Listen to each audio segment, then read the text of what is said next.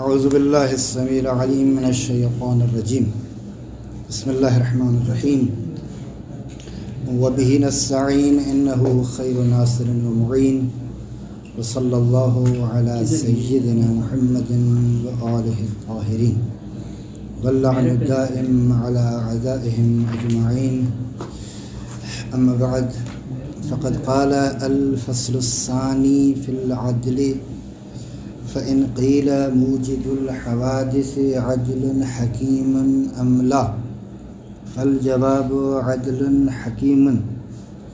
فإن قيل ما حد العدل الحكيم فالجواب العدل الحكيم هو الذي لا يفعل قبيحا ولا يخل بواجب. فإن قيل ما حد القبيح وما حد الواجب فالجواب القبيح هو الذي يذم فاعله في الدنيا ويعاقب في الآخرة ويمدح تاركه في الدنيا ويصاب في الآخرة والواجب هو الذي يمدح فاعله في الدنيا ويصاب في الآخرة ويذم تاركه في الدنيا ويعاقب في الآخرة. فإذا قيل ما الدليل على أنه تعالى عدل حكيم لا يفعل قبيحا ولا يخل بواجب فالجواب الدليل على ذلك أنه لو لم يكن كذلك لكان ناقصا تعالى الله عن ذلك علوا كبيرا. وأيضا لو جاز عليه فعل القبيح لجاز عليه الكذب فيرتفع الوثوق عن وعده ووعيده ويرتفع الأحكام الشرعية فينقض الغرض المقصود من بعثة الأنبياء والرسل. ہماری گزشتہ گفتگو بحث توحید میں تھی اور آخری مطالب جو صفات سلبیہ کے بارے میں ہم بیان کر رہے تھے. آخری مطلب یہ تھا کہ خداوند متعال کو ان آنکھوں کے ساتھ ان آنکھوں کے ذریعے سے دیکھا جا سکتا ہے یا نہیں. ہم نے عرض کیا کہ ممکن ہی نہیں کہ خدا کو ان آنکھوں سے دیکھا جا سکے، نہ اس دنیا میں اور نہ ہی آخرت میں. اور خداوند متعال کسی کا محتاج نہیں ہے، باقی سب اس کے محتاج ہیں. اور پھر اس پہ انہوں نے دلیل بھی بیان کی کہ کیا دلیل ہے کہ خدا کے سب محتاج ہیں، خدا کا کوئی محتاج نہیں ہے. کیونکہ ہم نے عرض کیا کہ خداوند متعال واجب الوجود لذات ہی ہے اور اللہ کے علاوہ باقی جو بھی ہے وہ مخلوق سب کے سب ممکن الوجود لذات ہی ہے. بس اللہ کا واجب الوجود ہونا تقاضا کرتا ہے کہ وہ بے نیاز ہو سب سے، اور دوسروں کا ممکن الوجود ہونا یہ تقاضا کر رہا ہے کہ محتاج ہو اپنے وجود میں اور اپنی بقا میں اللہ کے. لہذا یہ مطلب ہم نے گزشتہ گفتگو میں عرض کیا تھا کہ الحمدللہ بحث توحید جو فصل اول ہے وہ کتاب کی ختم ہو گئی. آج کی ہماری گفتگو فصل ثانی میں ہے جو کہ عدل کے بارے میں. یہاں بحث جو ہے بہت ہی مختصر انداز سے بیان کی گئی ہے، اگرچہ اس بحث کے لیے ہمیں متعدد جلسات کی ضرورت ہے. ان سب مطالب کو بیان کرنے میں بہرحال ایک وقت درکار ہے، تو ہم کوشش کریں گے کہ بحث کو بہت ہی یعنی فشردہ کر کے اس کتاب کی حد سے تھوڑا سا اوپر لے جائیں تاکہ مطلب جو ہے وہ سمجھ میں آ سکے. دیکھیے خداوند متعال کی صفات ثبوتیہ میں سے جو صفات ثبوتیہ کمالیہ ہیں ان میں سے ایک یہ ہے کہ اللہ عادل ہے. ٹھیک ہے، بس اس کا تعلق بھی صفات ثبوتیہ کمالیہ میں سے کے ساتھ ہے. سوال اگر یوں ہے تو پھر اس کو بعنوان ایک علیحدہ فصل میں بیان کرنے کی ضرورت ہے نا. کیوں؟ مستقل طور پر. اور آپ جب اصول دین بیان کرتے ہیں تو پھر اس میں بھی دوسرے نمبر پر عدل بیان کرتے ہیں. توحید عدل، نبوت، امامت، معاد، قیامت، یوں کہتے ہیں نا. تو توحید کے چیپٹر میں خود اس کو نہیں بیان کرتے، مستقل ایک چیپٹر، مستقل ایک فصل قرار دیتے ہیں. مثلا علماء اسی طرح قرار دیتے ہیں. اس کا سبب کیا ہے؟ کہتے ہیں کہ دیکھیے اس مسئلے کی اہمیت کی وجہ سے جو خدا کے عدالت کے قائل ہیں کہ خداوند متعال عدل ہے، عادل ہے، ان افراد کو عدلیہ کہا جاتا ہے. اور جن میں شیعہ اثنا عشری سر فہرست ہیں. باقی جو افراد تھے جو اللہ کے عدالت کے کسی نہ کسی طرح سے منکر ہیں، اگرچہ لساناً نہیں کہتے، زباناً وہ انکار نہیں کرتے کہ خدا عادل، یعنی خدا نہیں کہتے کہ خدا عادل نہیں ہے، زبان سے یہ نہیں کہتے، لیکن ان کے نظریات اور ان کے جو گفتار کے لوازمات ہیں نا، وہ بتا رہے ہیں کہ نہیں، یہ اقرار، یہ صرف انکار یا اقرار زبانی نہیں ہے، یہ ان کے بنیادی عقائد میں شامل ہے. تو بہرحال اہمیت بحث کی خاطر ہم نے اس کو جدا سے ایک بحث قرار دیا.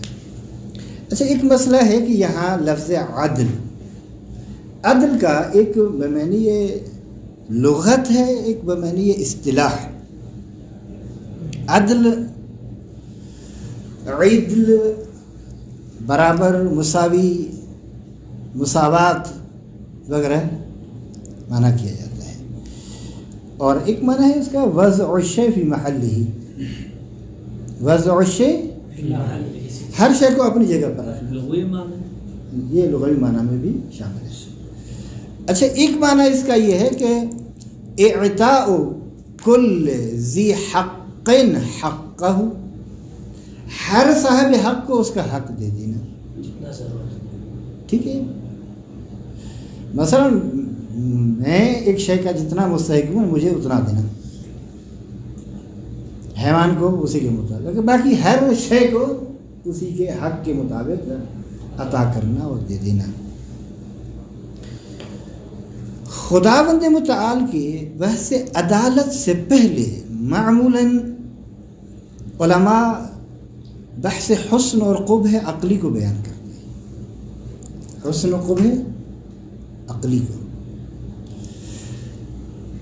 دیکھیے، ہمارے پاس ایک مسئلہ کلامی ہوتا ہے، ایک قاعدہ کلامی ہوتا ہے، اور ہمیشہ قاعدہ ایک کلیت رہتا ہے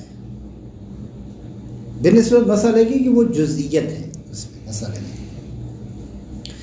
یعنی مسئلے کو ہر جگہ پر فٹ نہیں کیا جا سکتا، لیکن جو قاعدہ ہے نا وہ ایک تعمیم رکھتا ہے، عمومیت رکھتا ہے کہ اس کے سائے میں بہت ساری چیزیں آ جاتی ہیں، جس کی وجہ سے ہم کہیں گے کہ آیا حسن اور قبح مسئلہ کلامی ہے یا قاعدہ کلامی ہے؟ کہتے ہیں یہ مسئلہ کلامی نہیں ہے بلکہ قاعدہ کلامی ہے. سمجھ میں کہ قاعدہ وہ ایک کلی ہوتا ہے جس میں بہت سارے مصادیق ہوتے ہیں. مثلا جب آپ نے کہہ دیا کہ کل فاعل مرفوع، تو جاء زید میں زید بھی اسی کے تحت آ جائے گا، اسی میں بہت ساری مثالیں ہیں، قد افلح المؤمنون بھی اسی میں آ جائے گا، وغیرہ وغیرہ. جب آپ نے کہا کل مفعول منصوب، اسی میں آ جائے گا.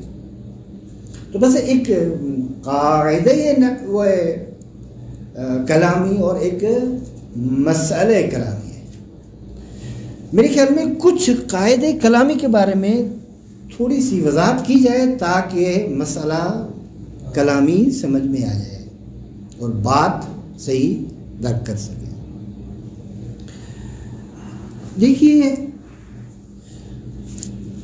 خداوند متعال ہر قبیح سے دور ہے، ہر قبیح فعل سے منزہ اور پاک اور پاکیزہ ہے، اور خدا کسی بھی واجب کو نہیں ترک کرتا، چھوڑتا نہیں ہے. خود اس مسئلے کو کہ اللہ عادل ہے اور فعل واجب کو ترک نہیں کرتا، اخلال بالواجب نہیں کرتا اور فعل قبیح انجام نہیں دیتا، خود اس کو کس دلیل سے ثابت کریں گے؟ اس مسئلے کو ہم اس کو ایک قاعدے سے ثابت کریں گے. اس قاعدے کے مصادیق بہت ہیں، بہت ساری جگہوں پر یہ قاعدہ لازم آئے گا. ایک مسئلہ یہی اللہ کے عادل ہونے کا ہے، ایک مسئلہ ہے یہ. تو بس حسن اور قبح ایک قاعدہ ہے جس کے مصادیق ہیں، جن مصادیق میں ایک مسئلہ یہ ہے.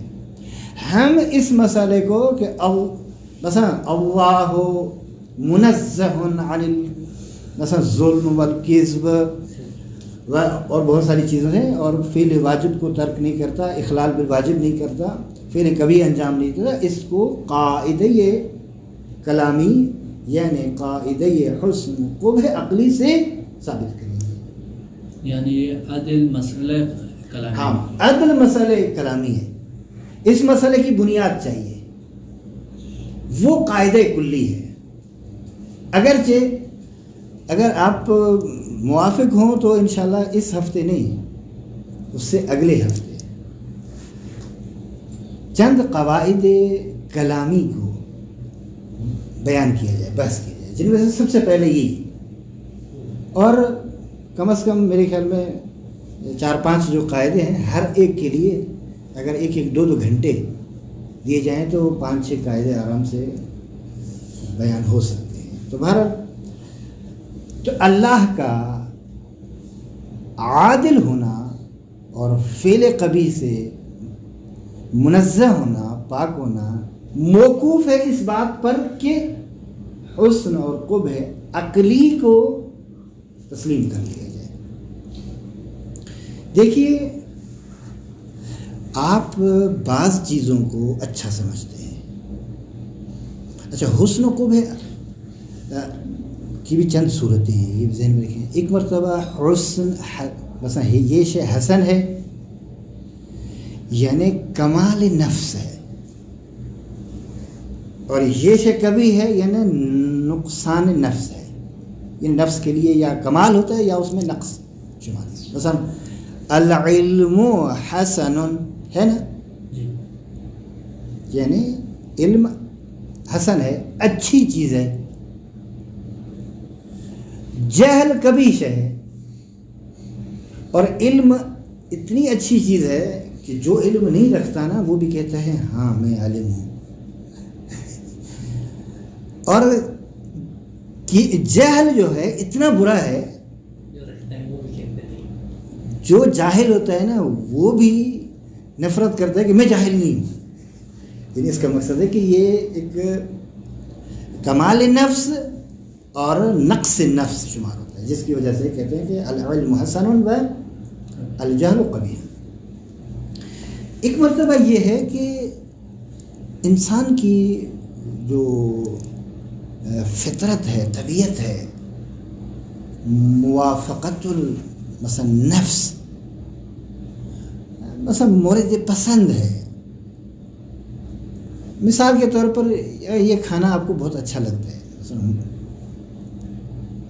مثلا آم پھلوں میں آپ کو پسند ہے،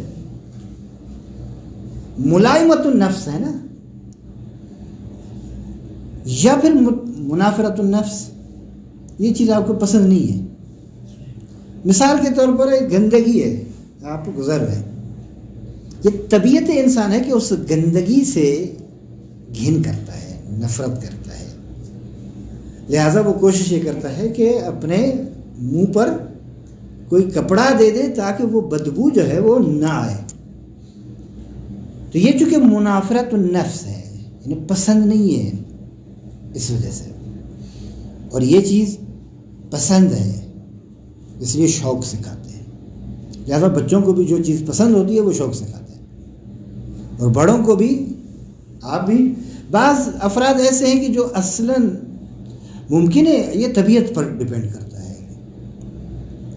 مثلا بعض کچھ پھل فروٹ کے ایسے اقسام ہیں جو اصلاً ان کو پسند نہیں ہے، شاید وہ اندر سے کوئی ہے اس طرح کی کوئی چیز جو مانے ہو رہی ہے کہ یہ نہ کھائیں. بعض مثلا گوشت کو اصلاً پسند نہیں کرتے، بعض دودھ کو پسند نہیں کرتے. وہ اگر پئیں گے تو وہ الٹی آ جائے گی، قے آ جائے گی، استفراغ کریں گے. بہرحال ایک معنی یہ ہے حسن اور قرب کا. معنی سوم یہ ہے جو حسن اور قرب کا، وہ یہ ہے کہ حسن وہ ہے کہ دنیا میں اس کے انجام دینے والے کی مدح کی جائے اور آخرت میں اسی پہ ثواب کیا جائے. اور قبیح وہ عمل ہے، قبیح وہ فعل ہے کہ دنیا میں اس فعل کے انجام دینے والے کی مذمت کی جائے اور آخرت میں اسی پہ عقاب دیا جائے. مثلا ظلم قبیح ہے یا نہیں ہے؟ قبیح ہے نا. اگر کسی نے کسی کا حق چھین لیا یا بے گناہ کسی کو بیچارے غریب کو تھپڑ مار دیا، یا مثلا ایک یتیم کی ملکیت کو اپنے کھاتے میں ٹرانسفر کرا دیا، چھین لی اس سے وہ ملکیت، یہ اچھی چیز نہیں ہے نا، یہ ظلم ہے، یہ قبیح ہے. جو بھی اس دنیا میں سنے گا کہ اس نے یہ کیا ہے اسی کی مذمت کی جائے گی، چاہے جو بھی معاشرہ ہو. اس میں اسلامی معاشرہ ہونا ضروری نہیں ہے. ظلم بری بات ہے، یہ چاہے کوئی بھی معاشرہ ہو اس میں اسی طرح، چاہے مسلمان ہوں، چاہے یہودی ہوں، یا مثلا فرض کریں عیسائی ہوں یا ہندو ہوں، یا اصلا خدا کو نہ مانتے ہوں، اصلا کمیونسٹ ہوں، لیکن وہ کہتے ہیں یہ چیز اچھی نہیں ہے، یہ چیز بری ہے. صحیح ہے. مرحلہ عمل کو خلط نہ کرنا. یہاں ممکن ہے مثلا ایک قلباً مانتا ہو کہ یہ چیز اچھی نہیں ہے، لیکن ہوائے نفس کی وجہ سے یا دوسرے عوامل اور وہ ان کی وجہ سے وہ خود اس بری شے کا مرتکب ہو جائے، وہ الگ چیز. ہاں وہ الگ چیز ہے، لیکن یہ درک جو کر رہا ہے. دوسری بات یہ کہ مثلا عدل اچھی چیز ہے، یہ ہر معاشرے میں اسی طرح ہے. ممکن ہے مسادی کے عدل یا مسادی کے ظلم میں آپ انقلت ہو جائے، وہ اور کہیں گے، لیکن اصل عدالت اور عدل کو سب اچھا سمجھتے ہیں، حتیٰ کہ وہ افراد بھی اچھا سمجھتے ہیں جو کسی بھی دین کے پیروکار نہیں ہیں. شاہد مثال اور مورد بحث ہماری یہ ہے کہ آیا عقل اس طرح ہے کہ بعض چیزوں کو درک کرے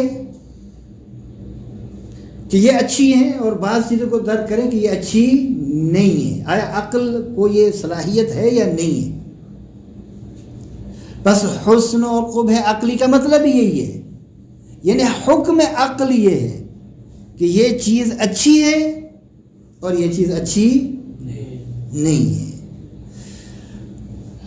حکم عقل مقدم ہے. اشاعرہ کی نظر میں اصلاً کہتے ہیں حسن اور قبح عقلی ہے ہی نہیں اس معنی میں، یہ جو مورد اختلاف معنی ہے. باقی کمال نفس وہ بھی مانتے ہیں یا ملائمت النفس وہ بھی مانتے ہیں. یہ چیز معنی سوم جو حسن و قبح کا ہے، یہ معنی سوم وہ کہتے ہیں کہ نہیں، اچھی وہ چیز ہے جس کو شارع اچھا قرار دے، बुरी वो चीज़ है जिसको शारे कहे कि ये बुरी चीज़ है, हम कहते हैं नहीं इस तरह नहीं है, क्योंकि अगर इस तरह होता तो अदल के अच्छे होने का हुक्म सिर्फ मुसलमान लगाते इस्लाम की वजह से, जबकि इसके अच्छे होने को सब दर्क कर रहे हैं, गैर मुसलमान भी इसको समझ रहे हैं कि अदल अच्छी सिफत है, अच्छी चीज़ है, जुल्म बुरी सिफत है, बुरी चीज़ है। तो बस अगर हुस्न और क़ुब्ह शरई होता तो ये अफराद इस हकीकत को ना समझ पाते, दर्क ना कर पाते, जबकि वो दर्क कर रहे हैं, समझ रहे हैं। उनका ये दर्क करना, ये समझना दलील है इस बात की कि ये शरीयती मसला नहीं है। ठीक हो गया मसला यहाँ तक?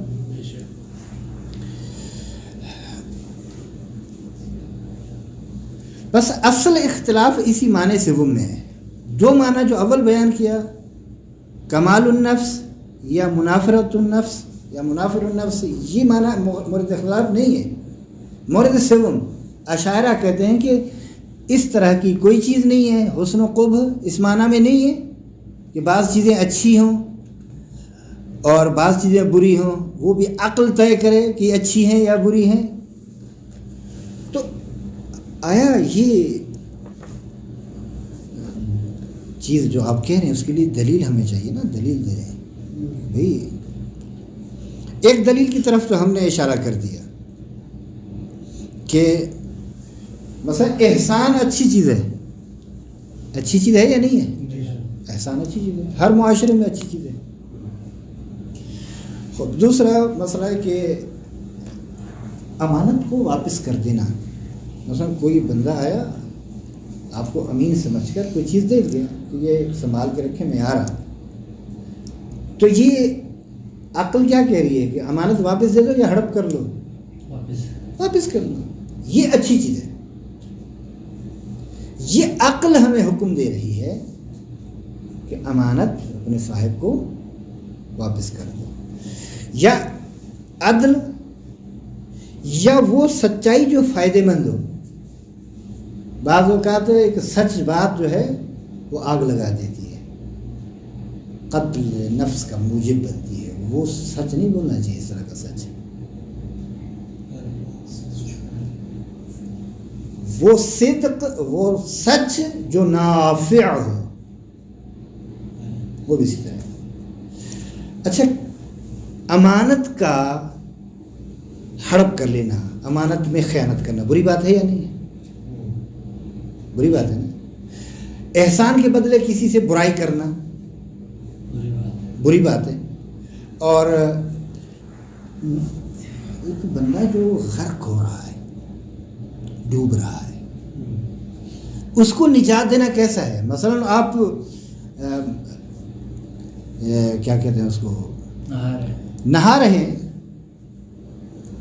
एक बंदा डूब रहा है, उसको आपने, एक बच्चा है या मसलन एक बड़ा है, उसको तैरने का नहीं पता,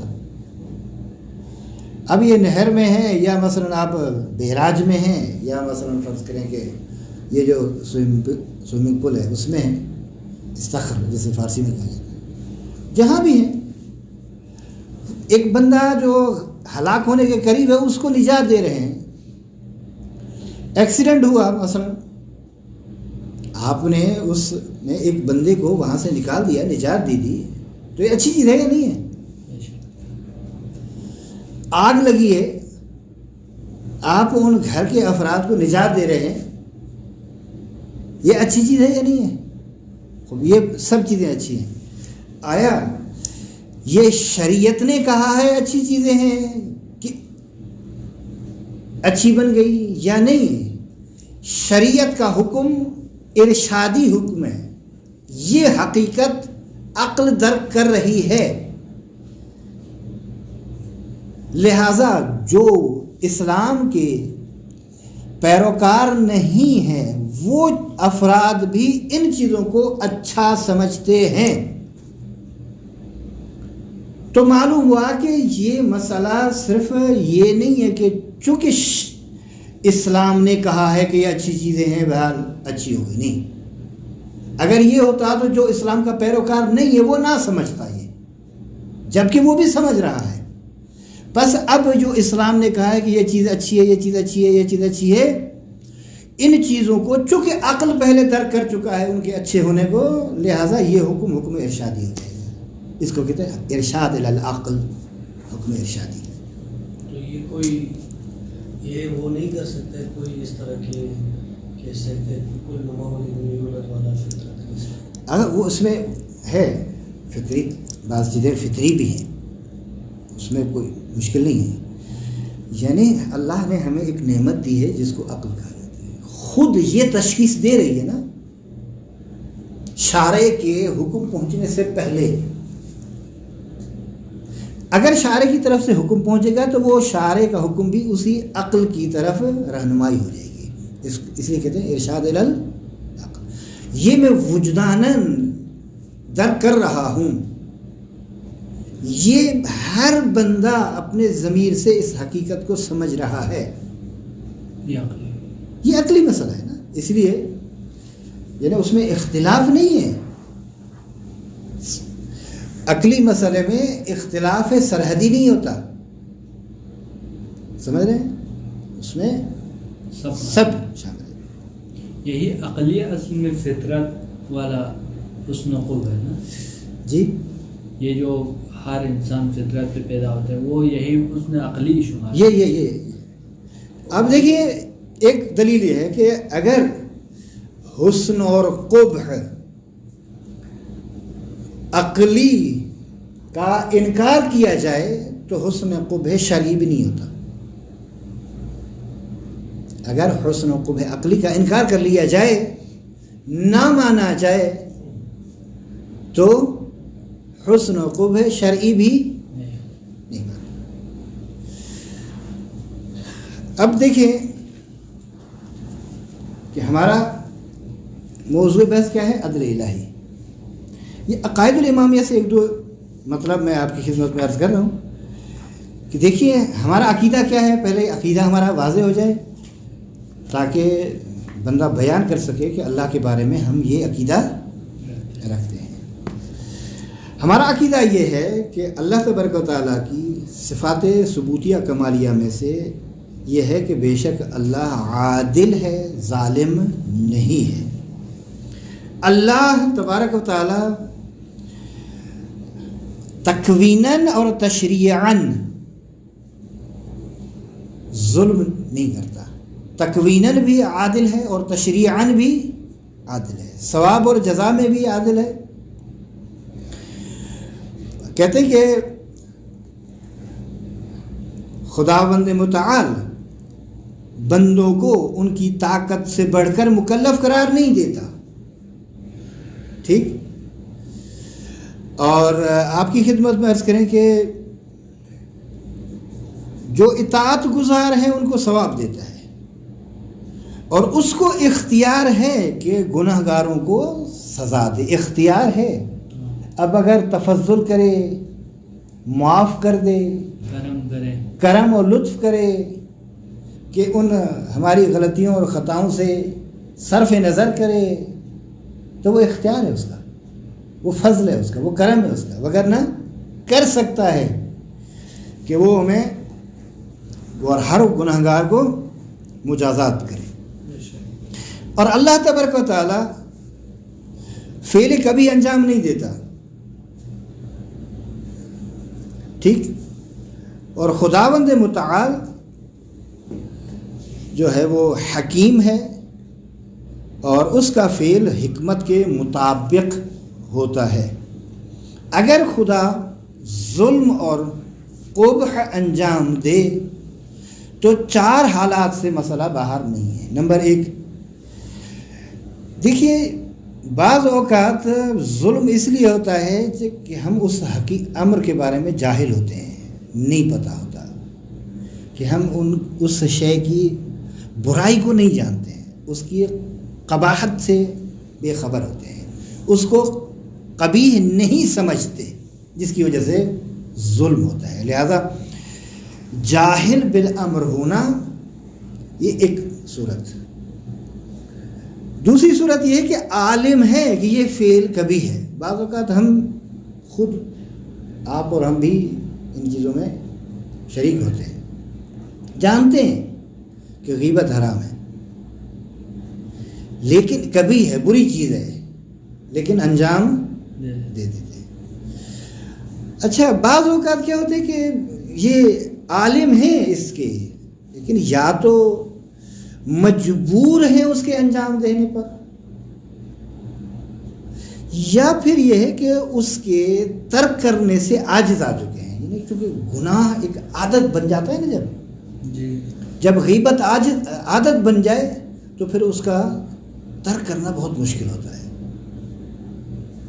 یہ نہیں کہ گناہ نہیں ہے, گناہ ہے, ٹھیک ہے, یعنی اس کا میں خود ہی سبب بنا ہوں کہ یہ عادت بن جائے. تیسری صورت یہ ہے کہ عالم ہے کہ یہ شے کبھی ہے, مجبور بھی نہیں ہے, لیکن اس کے انجام دینے میں محتاج ہے, حاجت مند ہے, ضرورت مند ہے. چوتھی صورت یہ ہے کہ عالم ہے اس قباحت کا, مجبور بھی نہیں ہے, محتاج بھی نہیں ہے. تو جب محتاج بھی نہیں ہے, مجبور بھی نہیں ہے, اور عالم بھی ہے اس قباحت سے, تو ظاہر فضول اللہ و عبث ہو جائے گی نا یہ کام.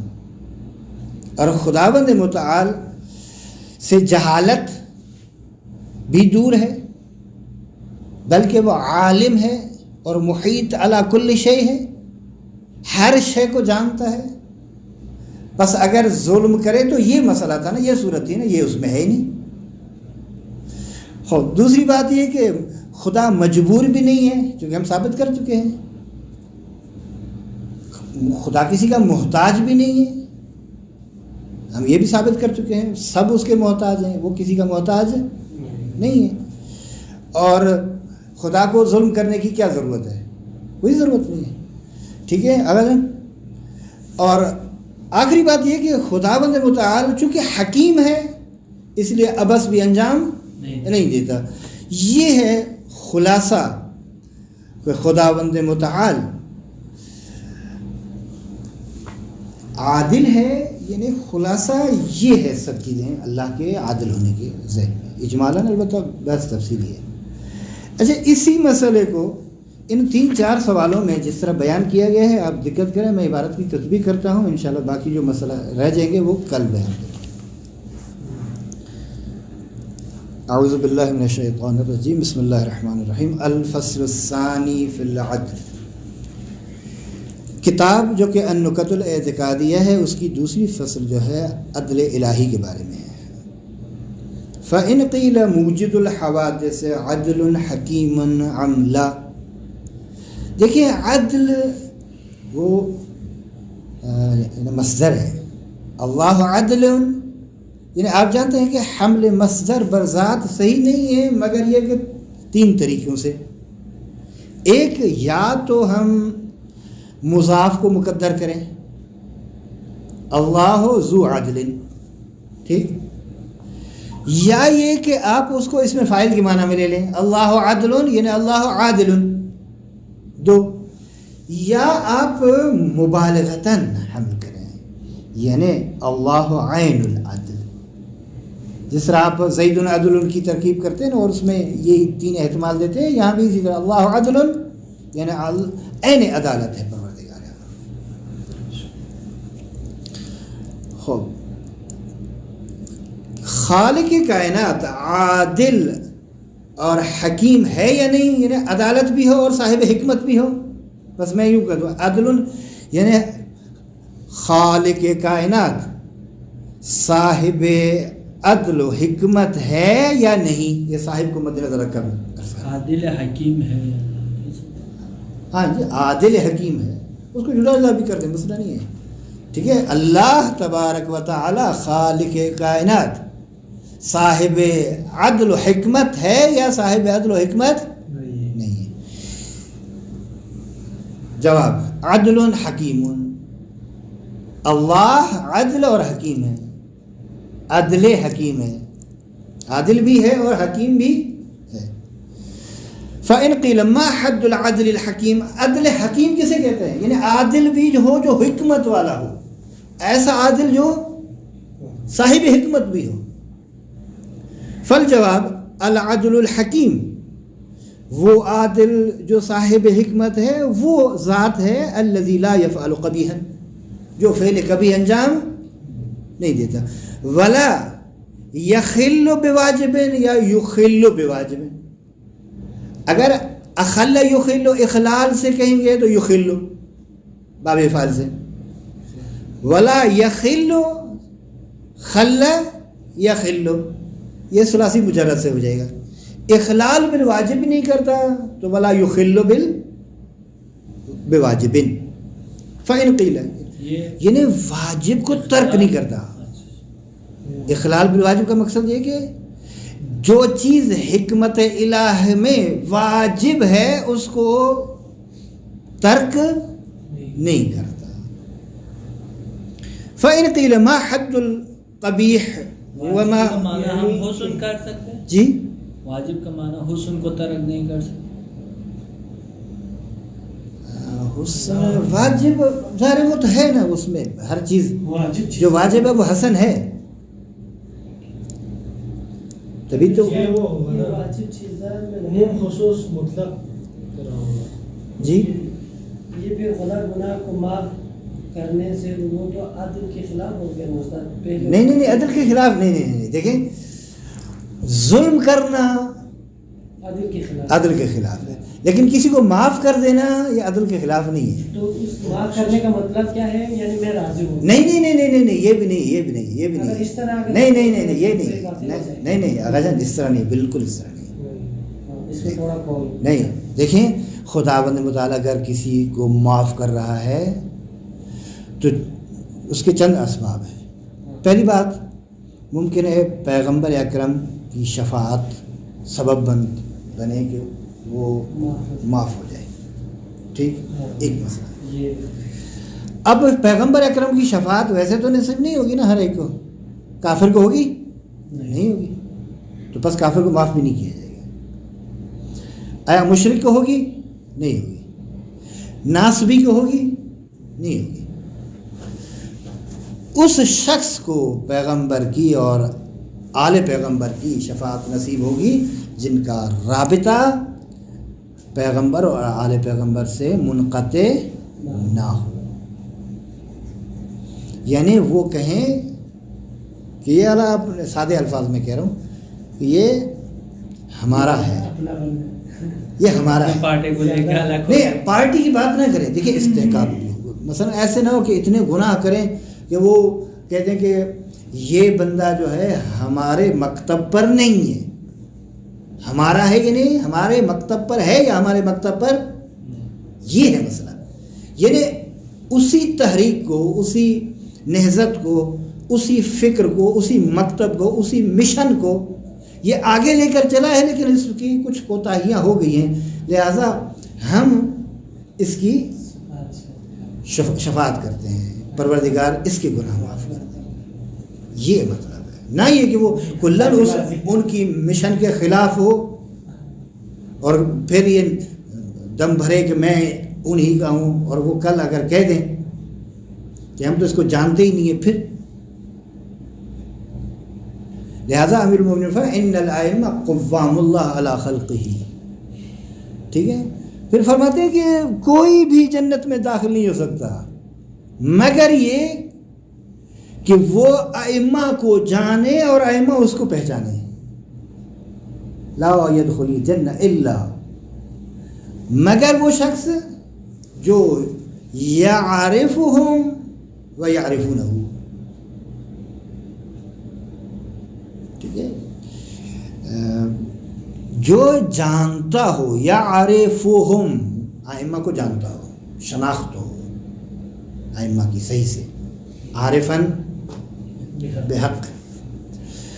دوسری بات یہ ہے کہ وعرفوہ، اور وہ ائمہ بھی اس کو جانے کہ یہ ہمارا ہے، یعنی ہمارے مکتب کا ہے، ہمارے اس مشن کا ہے، اس پروگرام کا ہے جو اللہ کی جانب سے بعنوان دین ہمیں ملا ہے، اسی کا پیروکار ہے. یہ ہے مطلب. اور دوسرا یہ مثلا لطف ممکن ہے اس نے گناہوں کی معافی مانگ لی ہو جس کی وجہ سے خدا اس کو معاف کر دیا. یعنی وہاں پر اعتراف خود کر رہے ہیں نا کہ وہاں پر وہ پشیمانی فائدہ نہیں ہوتی، یہاں اس دنیا میں، ادھر نہیں، یہاں. بہرحال وہاں مغفرت کے لیے اسباب ہیں کہ وہاں جو معاف کیا جا رہا ہے ممکن ہے اس کا بندوبست خود دنیا میں کر کے گیا ہو. اگر نہیں کر گیا اور پھر مشکل ہے. بہرحال جب تک لطف اور پروردگار شامل حال نہیں ہوگا تب تک، اور ہم نے جو اپنے یہ برائیاں اور گناہ کیے ان کی سزا ہمیں ضرور ملے گی ہر ایک کی، مگر یہ کہ جو توبہ کے ذریعے سے مٹ جائیں، ختم ہو جائیں، پھر اور بات ہے. خوب ہر دیکھیے بات ہو رہی تھی کہ حد القبیح اور حد الواجب کیا ہے. قبیح انجام نہیں دیتا. ٹھیک ہے، ما حد القبیح ڈیفینیشن کیا ہے قبیح کو؟ قبیح یعنی زشت، فارسی میں اس کو کہتے ہیں برا، یعنی یہ عمل برا ہے. قبح ہے یعنی برائی، زشتی. بس ایک ہے قبح، ایک ہے قبیح. قبیح صفت مشبہ ہے، قبح وہی مصدر یا مثلا اسم مصدر.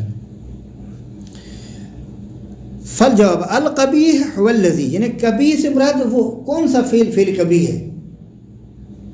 کہتے ہیں قبیح وہ عمل ہے کہ یذم مفاعلہ فی الدنیا، جس کے انجام دینے والے کو، فاعل مانا انجام دینے والا، جس کے انجام دینے والے کو دنیا میں مذمت کی جائے. میں نے کیا مثال دی تھی کہ ایک شخص نے کسی یتیم کا مال کھا لیا، کسی کو خواہ مار دیا، اذیت دے دی مومن کو، تو یہ دنیا میں اس کی کیا کر دی جائے گی؟ مذمت کر دی جائے گی. وَيُعَاقَبُ فِي الْآخِرَةِ، اور اسے آخرت میں عقاب اور سزا دی جائے گی، عقاب کیا جائے گا. وَيُمْدَحُ تَارِكُهُ فِي الدُّنْيَا، اور برے فعل سے بچنے والے کو دنیا میں اس کی مدح کی جاتی ہے، اچھائی بیان کی جاتی ہے، یار اچھا بندہ ہے. وَيُصَابُ فِي الْآخِرَةِ، اور آخرت میں اسی ترک فعل قبیح پر ثواب دیا جاتا ہے. بس یہ ہو گیا قبیح کا مسئلہ، یعنی قبیح کی ڈیفینیشن اور تعریف.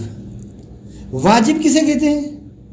کہتے ہیں واجب هو الذی، واجب وہ عمل ہے، واجب وہ فعل ہے، هو الذی یمدح فاعلہ فی الدنیا، جس کے انجام دینے والے کی دنیا میں مدح کی جائے، تعریف کی جائے، اچھا کہا جائے اسے. وہ یصاب فی الآخرۃ، اور آخرت میں اسے انعام اور ثواب دیا جائے. وَيُذَمُّ تَارِكُهُ فِي الدُّنْيَا. اچھا، اس فعل واجب کو چھوڑ دینے والا، ترک کرنے، نماز واجب ہے نا، مثال بتا، یا مثلا فرض کریں الواجب هو الذی یمدح فاعلہ فی الدنیا ویصاب فی الآخرۃ، مثلا نماز واجب ہے، روزہ واجب ہے. خب یہ اگر ہم انجام دیں گے تو آخرت میں ہمیں ثواب ملے گا اور دنیا میں بھی اس کی مدح ہو سنا کہ اگر اچھا انسان ہے. اور میں نماز چھوڑ دوں، بعنوان تارک الصلاۃ بن جاؤں، ایک مرتبہ کبھی ترک ہو گئی، یہ اور بات ہے، ہاں انکار بھی نہیں ہے اور ساتھ ساتھ جو ہے وہ انکار بھی نہیں ہے اور ساتھ ساتھ کنٹینیو انجام دے رہا ہے. کبھی کبھی مثلا سال میں، مہینے میں، وہ بھی مثلا فوراً قضا کر لیتا ہے. اگر ہو جائے تو پھر اس کو تارک الصلاۃ نہیں کہا جائے گا. ٹھیک ہے، لہذا کہتے ہیں کہ تارک الصلاۃ ہو جائے تو اس تارک الصلاۃ کو دنیا میں اس کی تعریف کی جائے گی کہ بہت اچھا انسان ہے یا نہیں. نہیں، اچھا انسان نہیں ہے، اور آخرت میں اس کو عقاب دیا جائے گا اسی تارک الصلاۃ ہونے کی وجہ سے۔ فَإِنْ قِيلَ، اگر پوچھا جائے، آپ سے سوال کیا جائے، مَا الدَّلِيلُ عَلَىٰ أَنَّهُ تَعَالَىٰ عَدْلٌ حَكِيمٌ، کیا دلیل ہے کہ اللہ صاحب علم و صاحب حکمت و عدل ہے؟ البتہ عدل حکیم کی اس کی صفت یہ ہے، لا يفعل قبیحا ولا یخل بواجب، کہ فعل کبھی کو انجام نہیں دیتا، ولا یخل بواجب، اور واجب کو ترک نہیں کرتا، اخلال بھی نہیں ڈالتا۔ فالجواب الدلیل علی ذلك انه لو لم يكن كذلك، دلیل اس کی یہ ہے کہ اگر اس طرح نہ ہو، یعنی اللہ اگر عدل حکیم نہ ہو تو لکان ناقصا، تو خدا ادھورا ہو جاتا ہے، نقص پایا جائے گا، جبکہ نقص ایک عیب، نقص سے اللہ تبارک و تعالی پاک اور پاکیزہ ہے۔ تعالی اللہ عن ذلك علوا کبیرا، اللہ بالاتر ہے اس سے، بلند مرتبہ اس سے کہ قبیح کو انجام دے یا اس میں نقص پایا جائے، بلکہ وہ کمال مطلق ہے، کمال محض ہے۔ وَأَيْضًا، یہ ایک دلیل، بس اگر اللہ عدل حکیم نہ ہو تو اس کا ادھورا ہونا لازم آتا ہے، جبکہ وہ کمال مطلق ہے، کمال محض ہے۔ ایک دوسری بات، وَأَيْضًا لَوْ جَازَ عَلَيْهِ فِعْلُ الْقَبِيحِ، اگر اللہ پر فعل کبیح ممکن ہو تو لجاز علیہ الکذب، تو جھوٹ بھی تو فعل کبیح ہے نا، تو جھوٹ کی نفی تو نہیں کر سکتے نا آپ کہ خدا جھوٹ بولتا ہے، کہہ سکتے ہیں؟ اگر اس کو ظالم مان لیا، اگر اس کے لیے آپ نے کہا کہ برائی انجام دیتا ہے،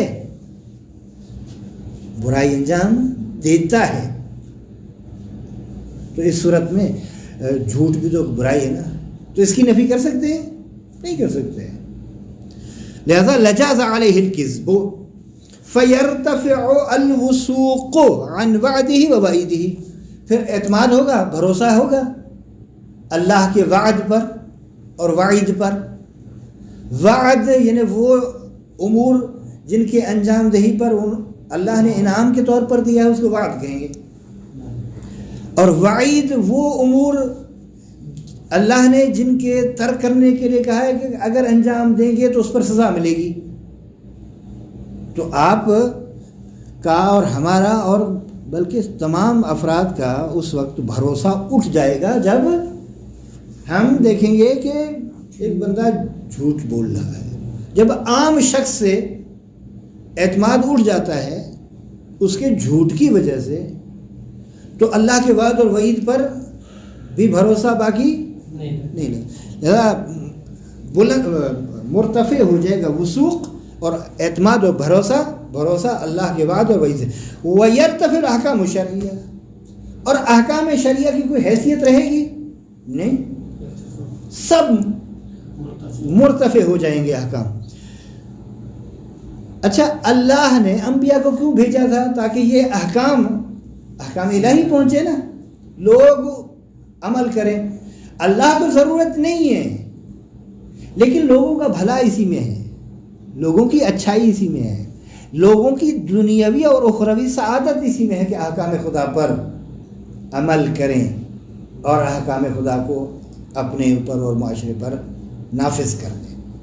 لہذا اگر اللہ تبارک و تعالیٰ کے وعد اور وعید سے